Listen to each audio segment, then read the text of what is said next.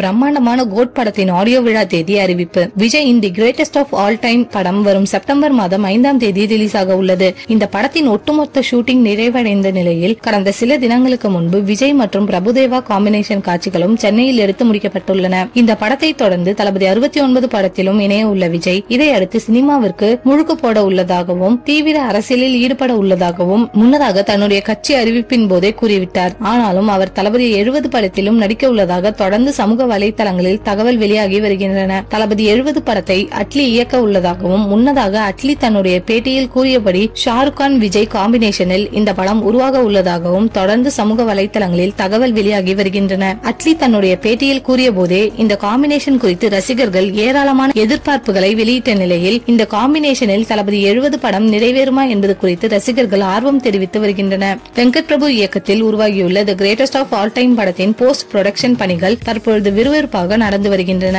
இந்த படத்தின் ஷூட்டிங்கை போலவே டப்பிங் வேலைகளையும் நடிகர் விஜய் முன்னதாகவே முடித்து கொடுத்து விட்டார். யுவன் சங்கர் ராஜா இசையில் இந்த படத்தின் அடுத்தடுத்து 2 பாடல்கள் வெளியாகி கலவையான விமர்சனங்களை பெற்றது. இந்த 2 பாடல்களும் விஜய் வாய்ஸிலேயே வெளியானது. முதல் பாடல் அதிரடியாக வெளியான நிலையில் 2வது பாடல் மெலடியாக வெளியானது. 2வது பாடலை ஏஐ உதவியுடன் மறைந்த பாடகி பவதாரணி வாய்ஸுடன் இணைந்து விஜய் பாடியிருந்தார். இந்நிலையில் இந்த படத்தின் இசை வெளியீடு குறித்து அப்டேட் தற்போது சமூக வலைதளங்களில் வெளியாகி வருகின்றன. கோட் படத்தின் இசை வெளியீடு ஆகஸ்ட் 3வது வாரத்தில் சென்னையில் மிகவும் பிரம்மாண்டமாக நடக்க உள்ளதாக கூறப்பட்டுள்ளது. தற்போது படத்தின் பாடல்களை லிரிக் வீடியோவாக பார்த்து ரசித்து வரும் ரசிகர்கள் அடுத்தடுத்த பாடல்களை கேட்கவும் ஆர்வம் காட்டி வருகின்றனர்.